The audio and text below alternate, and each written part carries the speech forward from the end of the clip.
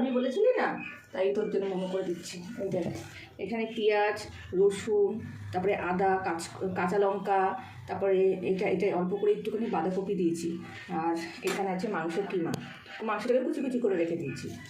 এবারে এটাকে মাখবো ভালো করে। আর একটুখানি এই যে গোলমরিচও দিলাম, টেস্টটা ভালো হবে। আর নুন দিচ্ছি।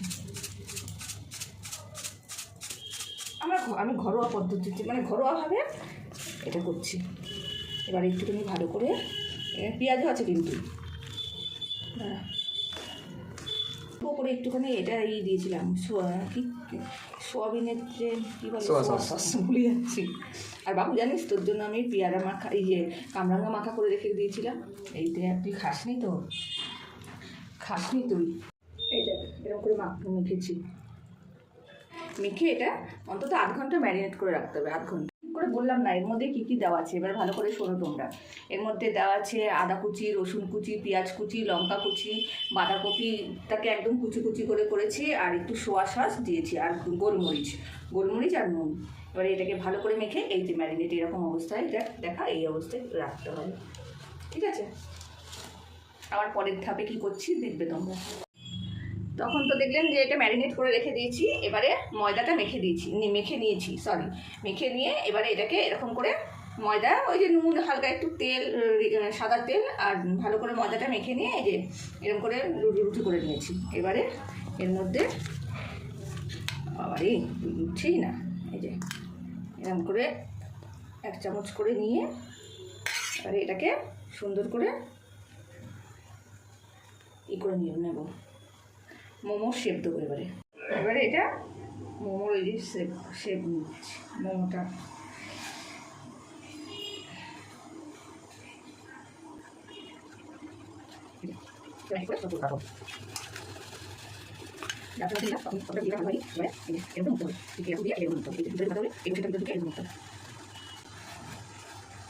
এরকম আমি এক এক করে সব করে নিই, আবার দেখা হবে। মোমোগুলোকে এরকমভাবে স্টিম করতে দিয়ে এবারে এরকম করে ঢাকা দিয়ে দেবো। এই যে নামিয়ে নিয়েছি।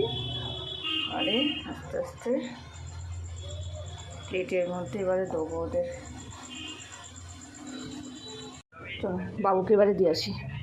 বাবু, তোমার মোমো চলে এসছে, হাতে নিয়ে খাবি না, বিছনায় রাখে না, এটা মাংসের। না বেশি গরম না, টেস্ট করে বলো ভালো হয়েছে। স্যুপটা করিনি আমি, বল এবার খেয়ে। না খেয়ে বল, রিভিউটা দিতে হবে। আমি যে এত কষ্ট করে বানালাম,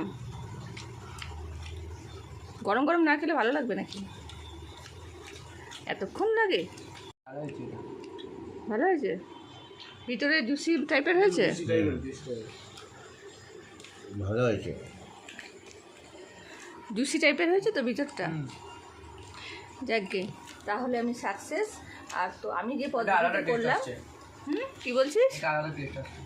হ্যাঁ, আমি যে পদ্ধতিতে করলাম, ঘরোয়া পদ্ধতি, সেরকম তোমরাও করে খেও, তাহলে খুব ভালো লাগবে।